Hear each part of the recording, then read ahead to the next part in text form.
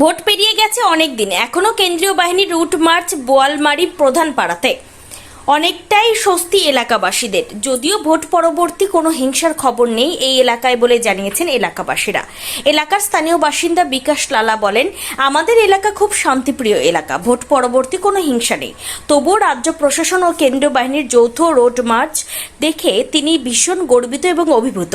এলাকার অবসরপ্রাপ্ত সেনাকর্মী রমন সরকার বলেন, ভোট পরবর্তী কোনো হিংসা না থাকলেও কেন্দ্রীয় বাহিনীর রোড মার্চ সাধারণত হয়ে থাকে, কারণ তিনি যখন সেনাবাহিনীতে কর্মরত ছিলেন তখনও এই রুট মার্চ অংশগ্রহণ করেছেন দেশের বিভিন্ন প্রান্তে।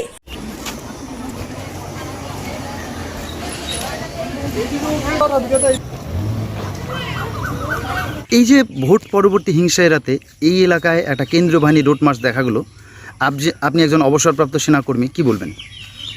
না দেখো, ব্যাপারটা হচ্ছে এরকম, ইলেকশন হয়েছে অনেকদিন হয়ে গেল, কিন্তু বিক্ষুব্ধ কিছু ঘটনা হচ্ছে। আচ্ছা আচ্ছা যার জন্য ওরা রুট মার্চ আসছে। আচ্ছা আচ্ছা এই এলাকায় কি কিছু ঘটনা বা এই ধরনের কিছু শোনা যাচ্ছিল? শোনা যায়নি, কিন্তু আশঙ্কা, আচ্ছা যার জন্য পুলিশ নিয়ে আসে, আচ্ছা আচ্ছা যাতে এলাকায় বিশৃঙ্খলা না হয়, শৃঙ্খলা বজায় রাখে। মানে শান্তি শৃঙ্খলা বজায় রাখার উদ্দেশ্যেই আসা, তাই তো? অবশ্যই। এই এলাকা তো শান্তিপ্রিয় এলাকা। না, শান্তিপ্রিয় এলাকা হইলেও ইনফরমেশন রুম আছে, আচ্ছা, বিক্ষিপ্ত কোনো ঘটনা মানে যেন কোনো অপ্রীতিকর ঘটনা না ঘটে। না ঘটে, মেন উদ্দেশ্যটা হচ্ছে। দীর্ঘদিন সেনাবাহিনীতে কাজ করেছেন, ভারতীয় সেনাবাহিনীতে কাজ করেছেন, তো এই অভিজ্ঞতা থেকে কি বলবেন?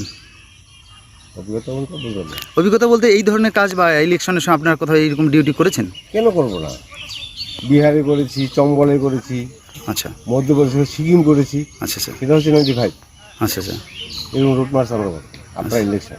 আচ্ছা আচ্ছা এরকম বিগত দিনে আপনি করেছেন, করেছি, মানে যার ফলে শান্তি বজায় থাকে, তাই না? শান্তি বজায় রাখার জন্য এলাকায় যাতে কোনো রকম বিশৃঙ্খলা না হয়। বলছিলাম কি নাম, আপনি কিসে কাজ করতেন আগে সেই বিষয়ে জানেন? আমি তো এসিবিতে কাজ করতাম।